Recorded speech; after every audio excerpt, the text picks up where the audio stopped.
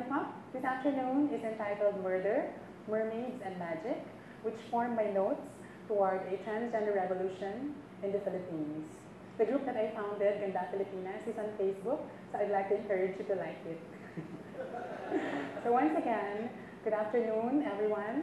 I am very, very honored to be here. Before I begin, I would like to take this moment to dedicate this talk to a friend and a sister who this year was brutally murdered.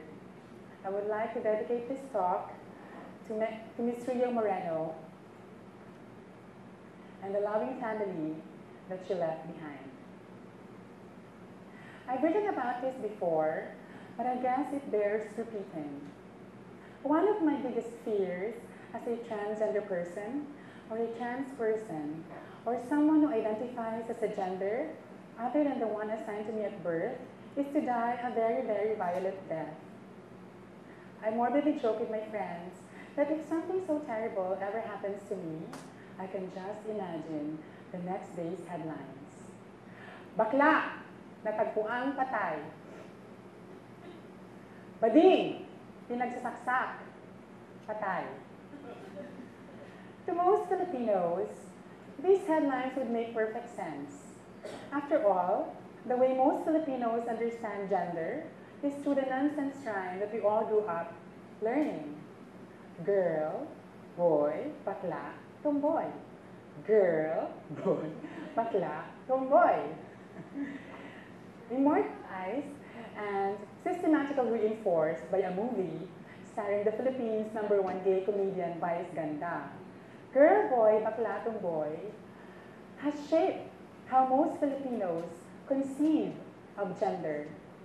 In the gender order that is gay, boy, bakla, tomboy, transgender women like me and Jennifer Laude, the 26-year-old trans woman who was allegedly murdered by a U.S. Marine, Private First Class Joseph Scott Gamberton in Olongapo City on October 11, 2014, are also called bakla or bading, which are indigenous terms for effeminate males in the Philippines and also used by Filipino gay men to describe themselves with. And our counterparts, trans men like singer and celebrity Isa Sigera, are also called tomboy, which is an indigenous term for masculine females and also used by Filipino lesbians to call themselves with. And even if I say that I do not identify as bakla or bading because I see myself as a woman and therefore female, and even if Isa Sigera says that he is not tomboy because he sees himself as a man or male, most Filipinos, even in this room, will not believe us. That is why transgender people who are murdered in the Philippines do not only die once. We are twice killed when the next day's headlines report our violent deaths and fail to recognize our gender identity and the lives that we lived. We saw this happen to Luningning Alzado. Luningning Alzado is from Cebu, the first picture. She was 23 and she loved joining beauty pageants. Her neighbor killed her. When the media reported her death in 2011, they called her by her legal name, Felix. We saw this happen again to Natalia Ann Gonzalez, who was a dentist and was murdered by her ex-boyfriend. When the media reported her death, they called her Russell Fritz Saliganan. We saw it happen too to Shelo Mercado, who was a call center agent and whose decomposing body was found in an apartment in Caloocan City. The media called her Norlan. It happened again to Mary Joy Añenuevo, who was stabbed 33 times in Tayabas, Quezon. When Mary Joy's death was reported by the media, they called her Joselito. And so I know very well that it could happen to me too. And so before it does,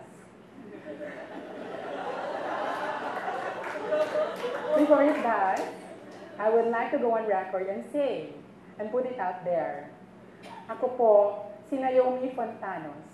Yan po ang pangalan ko. Hindi ako bakla. Babae po ako.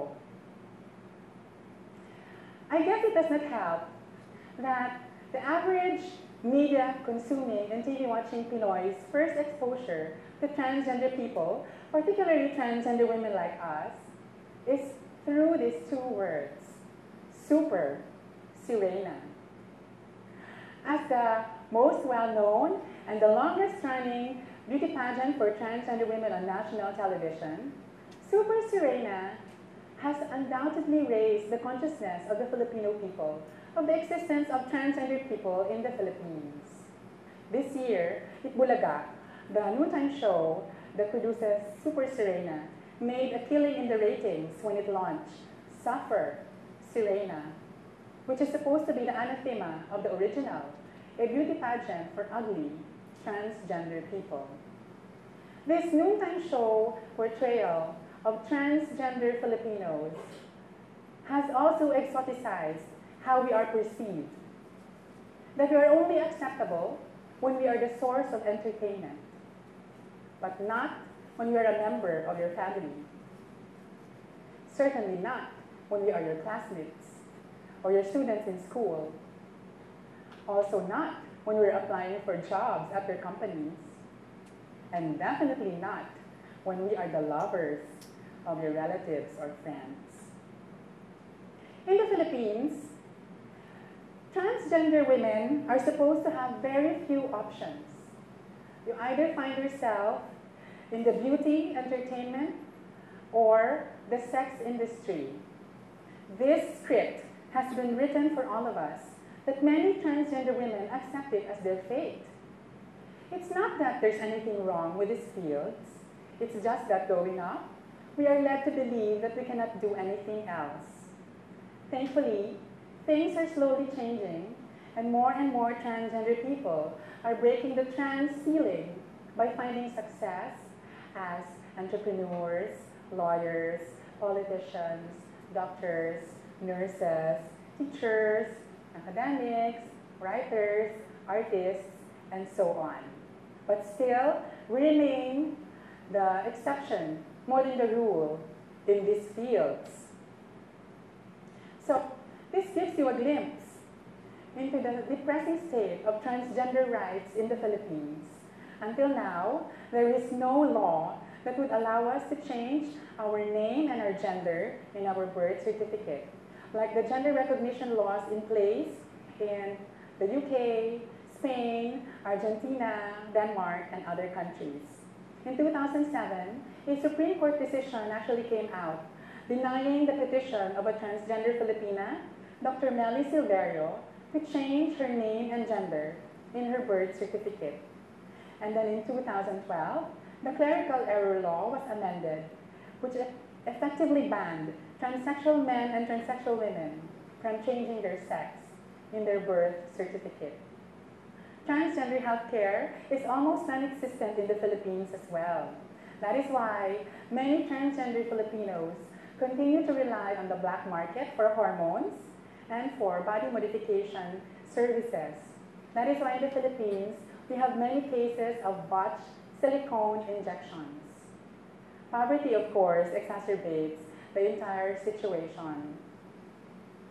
So, many Filipinos, until now, are unable to afford quality healthcare.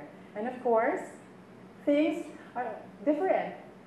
If you are transgender and you are very young, or you're aging, or you have a disability, or you're facing a debilitating disease, or you've been displaced by conflict, are in conflict with the law, are HIV positive, a member of a religious or ethnic minority, or a victim of disasters. So this is really a far cry from how things used to be in these islands. Note though that the modern lowly view of transgender people in the Philippines is systemic. It is a product of decades of social forces working to push us into the margins of society. It is said that before the Spaniards colonized the Philippines, pre-colonial Philippines did not problematize gender diversity. That is why accounts by Spanish priests noted the presence in pre-colonial tribes and communities of supposedly male-bodied people, but who were female in dress, in demeanor, in relationships, and in their occupation.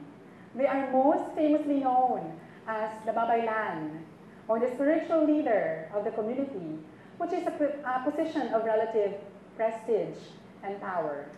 Unfortunately, the influx of Western religion and culture has erased them from our people's memory and consequently our nation's history.